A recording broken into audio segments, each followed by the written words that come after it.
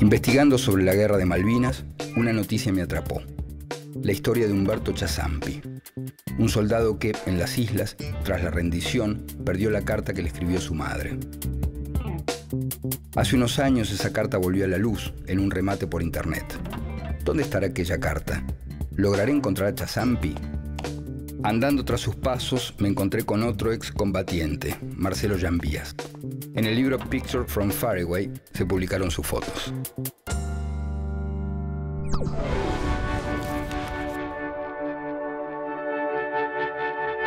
Hay sonrisas forzadas a la cámara, soldados mostrando sus armas, imágenes de la destrucción.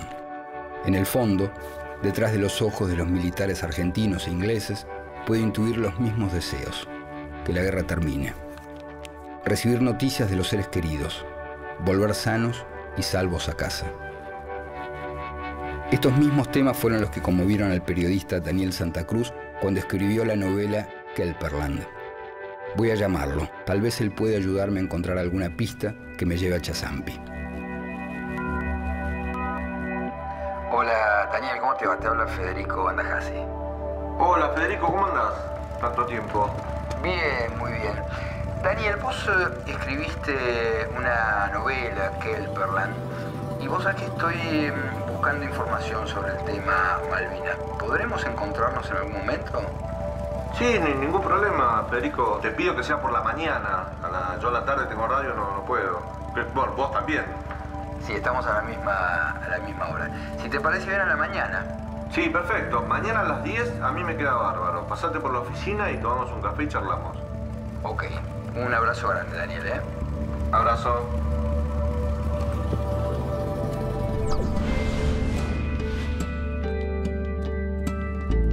Daniel, cuando estalla el conflicto de Malvinas, vos estabas haciendo el servicio militar. Sí. ¿Qué sentiste en ese momento? ¿Tuviste miedo? ¿Qué te pasó? Es raro porque miedo en principio no. Me pasó una situación muy particular, que siempre lo comento. En diciembre del 81 yo tenía problemas en mi escuela secundaria, me había llevado materias, tenía muchas amonestaciones y bueno, la escuela quería que repita o dé libre el quinto año de vuelta y mi mamá me estaba retando en la puerta del colegio porque había generado una situación familiar que yo no podía, tenía que hacer de vuelta el quinto año. Eso sucedió en diciembre. En enero me incorporan al servicio militar y 2 meses después estoy en un ejército que está en conflicto con una gran potencia mundial. Era todo raro. En 3 meses había cambiado mi vida. Era un chico que la mamá lo estaba retando porque no estaba terminando el secundario en tiempo y forma, porque se había portado mal, y 3 meses después estaba vestido de soldado para participar posiblemente de una guerra. Bueno, yo no participé del conflicto bélico, estuve parcialmente movilizado, pero nunca tuve miedo hasta un punto. Te digo por qué nunca tuve miedo, porque nosotros prácticamente no teníamos contacto, no mirábamos televisión, no leíamos diarios. La única información que circulaba era la información militar y era el parte diario que daba el coronel a cargo del regimiento todos los días en su discurso matinal. Y eran todas posiciones patrióticas, triunfalistas, digamos que parecía que era un trámite. Nosotros ni siquiera teníamos conocimiento porque no podíamos hablar por teléfono con nuestras familias, estábamos muy aislados. Nos imaginamos que íbamos a ir y ya la guerra iba a terminar, que íbamos a volver y íbamos a andar por la 9 de julio felicitados, celebrados por todo el pueblo.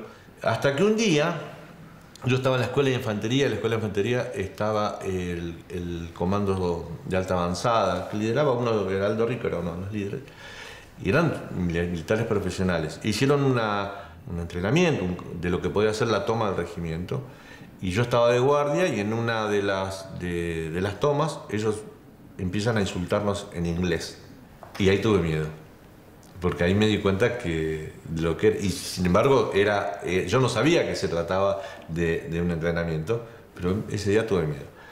También con respecto a esta falta de información, que recuerdo el 15 de junio del 82 también estaba de guardia y viene un cabo, creo que se llama Cabo Navas, corriendo y me dice: soldado, se terminó la guerra, se terminó la guerra. Y yo dije: vamos, ganamos.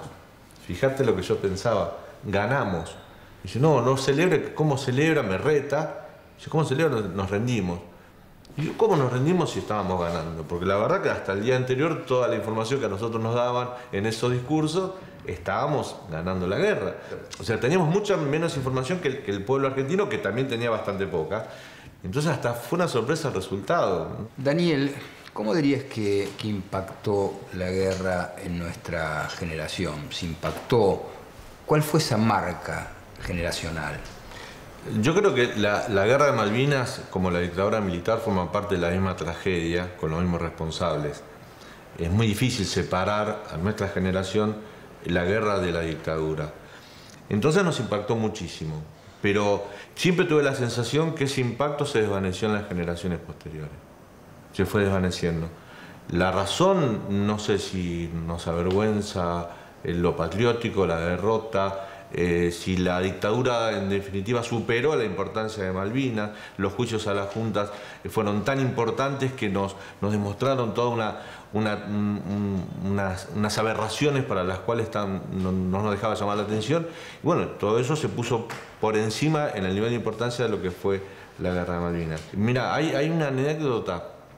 Yo estuve en el ejército, yo seguí estando haciendo servicio militar un año después, que cuando mientras duraba la guerra, yo tuve un solo franco. No era un franco, era una salida a comprar algo ahí por San Miguel, cerca de Campo Mayo. Y la gente te quería regalar cosas, te veía vestido de soldado y te felicitaba.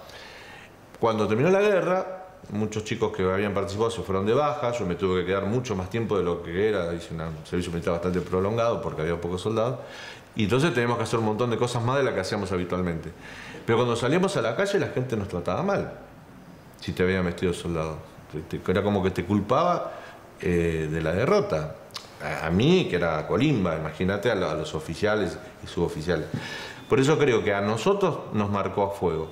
Pero a las generaciones que siguieron, de a poquito, yo creo que saben poco también, no de la guerra en sí, sino que saben poco de las consecuencias de la guerra.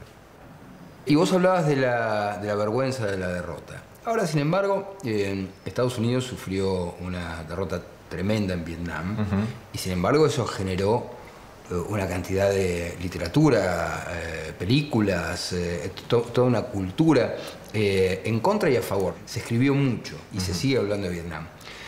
¿Por qué tuvo tan poco impacto Malvinas en la cultura argentina? ¿Por qué hay tan poca literatura? Bueno, vos tenés uno de los pocos libros, ¿no? Que Kelperland, gran libro por cierto, pero la verdad es que salvo excepciones, los escritores argentinos no se han metido con Malvinas. Bueno, ¿Por qué supones que sucede? Bueno, recién te decía que Malvinas y la dictadura para mí son parte de la misma tragedia. Sobre la dictadura sí hay mucha literatura y los escritores argentinos abordaron desde todos los puntos de vista, la literatura, el teatro, el cine.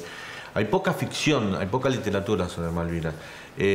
Yo me lo pregunté muchas veces, porque en un momento pensé que, bueno, a lo mejor no había pasado el suficiente tiempo, todavía teníamos que amasar un poquito nuestra propia historia, 20 años, 30 historias. Yo esto me lo pregunté cuando empecé a escribir el libro, que todavía se estaban por cumplir 30 años de la guerra. Digo, mejor 30 años para la historia de un país es poco, es breve, es un periodo breve, para que la literatura pueda asomar y meterse de lleno en el tema de la guerra. Hay muchos libros escritos sobre Malvinas, lo que hay es poca ficción. Contame Kelperland en pocas palabras, ¿cómo lo definís? Contámelo. Kelperland es una novela que tiene un personaje central, que es un oficial del ejército que fue represor y apropiador de una menor durante la dictadura, pero fue a Malvinas y fue héroe de Malvinas. Cuando vuelve de la guerra, él es condecorado con la mayor condecoración que se le otorga en la Argentina a un héroe de guerra. Pero años después, él se tiene que ir del país con su familia, con su niña apropiada, porque era perseguido por la justicia argentina. A él siempre le generó, a este represor, a este hombre, siempre le generó un dilema interno, porque el mismo Estado que me eligió como un héroe, ahora me persigue. Y yo en definitiva participé de 2 guerras. Forma parte de la tragedia argentina también esto, forma parte de nuestra realidad, de pasar de todo lo que vivimos en la dictadura a una democracia plena que nos permitió ver algunas cosas y cambiar los valores que tenemos o que tenían algunos personajes que la transitaron. Otra cosa que me sorprende, y es que hubo historias muy fuertes en Malvinas, muy fuertes. Yo no sé si conoces la historia de un soldado que había recibido una carta de su mamá, el soldado Chazampi, que bueno, cuando termina la guerra, él pierde esa carta. ¿Conoces esa historia? Sí, me habían comentado que existía la posibilidad, que era una carta que él había estado prisionero, me parece, de los ingleses, y le habían robado la carta a los propios soldados británicos, y años después la carta aparece en eBay. Creo que es la misma historia, ¿no? Exacto. Daniel, a mí me encantaría ubicar al soldado Chazampi. ¿Vos tenés algún dato de él? No, no tengo. Me parece que la forma de ubicarlo, que es muy posible que te puedas conectar, son esos foros de excombatientes. Ahí podés preguntar, podés decir: soy Federico Andajás y estoy buscando a tal soldado por una situación en particular. Y alguno lo tiene que conocer. Eso se conocen muchos, en muchas peñas de excombatientes, y ellos se reúnen bastante y tienen mucho contacto. La verdad que han armado una comunidad de excombatientes, y se ayudan mucho entre ellos. Son muy solidarios entre ellos, mucho más de lo que fue el Estado durante mucho tiempo con ellos mismos. Y eso es admirable, porque la verdad conocí algunos casos de excombatientes que volvieron y no quieren saber nada con Malvinas, no quieren ver a ningún excombatiente, no quieren ni leer nada ni ver nada. Bueno, para otros es mejor mantener el recuerdo vivo. Te recomendaría que hagas eso y lo busques por ese lado.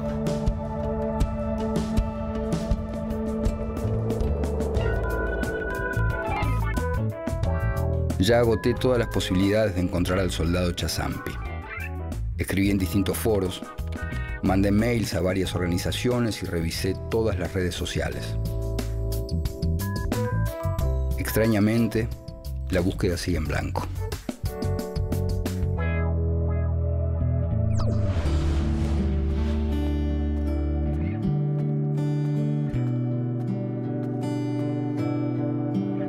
Los chicos que fueron a Malvinas debieron enfrentar a uno de los ejércitos más poderosos del planeta, con poca preparación y peor armamento. Fueron 74 días de conflicto bélico, más de 900 caídos. Hace unos pocos años se inauguró el Museo Malvinas e Islas del Atlántico Sur. Quizás aquí me puedan orientar por dónde seguir buscando. Federico, contame un poco la historia de este museo. Bueno, el Museo Malvinas e Islas del Atlántico Sur fue inaugurado en 2014. Está en un espacio emblemático, que es el espacio para la promoción y la memoria de los derechos humanos. Trata de abrir una cantidad de preguntas sobre por qué Malvinas son tan significativas para los argentinos, asumiendo que sean significativas no quiere decir que significan lo mismo para todos. Eso es lo que tratamos de problematizar acá. Entonces, el visitante lo que encuentra es una exhibición muy basada en cuestiones tecnológicas, que remite tanto a la historia larga del conflicto con Gran Bretaña, estamos tratando de que remita más a la historia del Atlántico Sur en un sentido amplio, y por supuesto a la memoria del conflicto del 82 y a la disputa pendiente por la recuperación del archipiélago. Federico, y en cuanto a la colección del museo, ¿con qué objetos nos encontramos? ¿Cómo accedieron a estos objetos? Bueno, el museo está apoyado mucho en la cuestión audiovisual, o sea que van a encontrar desde entrevistas a excombatientes hasta cortos que recrean situaciones que tienen que ver con la vida en las islas. También podés tener, sobre todo en el segundo piso, que es el de la experiencia de la guerra, objetos, en algunos casos donados por soldados que pudieron volver a las islas después de la guerra y trajeron algún recuerdo o lo guardaban. Y gradualmente hemos ido recibiendo donaciones de personas que nos visitan, que pueden ser tanto prendas vinculadas a la época de la guerra, no sé, un gorro, una chaquetilla, un chaleco salvavidas de un piloto inglés. ¿Cuál dirías que es el objeto o los objetos que mejor representan ese vínculo emotivo que tenemos con las islas? El vínculo emotivo en el museo sin duda está representado por la Sala Caídos, donde el visitante encuentra una proyección del cementerio de guerra argentino en Darwin. Hay una historia muy triste asociada a eso, que es que los isleños autorizaron la construcción de ese cementerio con la condición de que las tumbas no se vieran desde sus casas. Y el visitante ve esa proyección y también se encuentra con los nombres de los 649 muertos en la guerra y los rostros de casi todos ellos. Nos faltan unos cuantos. Desde que el museo se inauguró, nos han enviado fotografía de algunos de los rostros faltantes.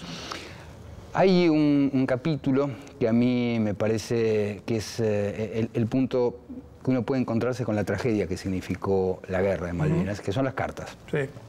Yo pude leer varias cartas de esa época y yo sé que tienen una colección de cartas. Contame cómo llegaron a esas cartas, cómo están acá en el museo.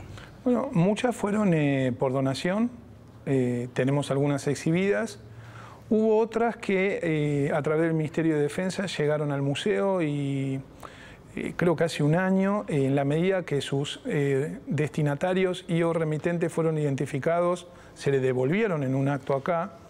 Y lo que vos decís es muy interesante. Nosotros pensamos que las cartas tienen una particularidad, que es si vos querés, es el vínculo más cercano o menos mediado con la experiencia. Como historiador yo he trabajado mucho con cartas y Malvinas tiene esa particularidad, es casi la última guerra epistolar. Cuando vos te pones en contacto con las cartas, lo que ves son lo más parecido a una fotografía del momento, entendiendo que está el filtro, porque hay cosas que uno decide no contar, quiere cuidar a los suyos, etc. Pero en el caso de Malvinas hay una particularidad también, y es que por lo breve del conflicto no se llegó a aplicar la censura de modo masivo sobre las cartas. Entonces tienen esa frescura añadida. Entonces vos, por ejemplo, podés encontrar cartas en las cuales hay alguien que maldice el momento en que le tocó ir a Malvinas, y es verdadera en términos de qué es lo que sentía, pero también a continuación podés encontrarte una carta en la cual alguien está orgullosísimo de estar en Malvinas, pues es el primer 25 de mayo que se celebra en las islas. Todo eso junto, a través de documentos que para el sentido común social son irrefutables, son lo que alguien escribió, nos arman un mapa complejísimo, un poco para salirse de la mera emotividad, o reforzarla si querés, pero entender que hay distintos vínculos con esa emoción. Claro, pasa la tragedia y la épica tampoco son excluyentes. No. Y a propósito de las cartas, a mí particularmente hay una que me obsesiona, y es la de un soldado, el soldado Chazampi. ¿Vos tenés algún dato de este soldado? ¿Tenés algún registro de soldados como para tratar de ubicarlo? No tengo la historia de Chazampi en particular. La conocía porque estuvo en las noticias, en términos de que la cuestión chocante que un testimonio aparezca subastado. Nos quedamos conversando con Federico Lorenz sobre el caso Chazampi, sin datos precisos, pero con la certeza de que necesito encontrarlo.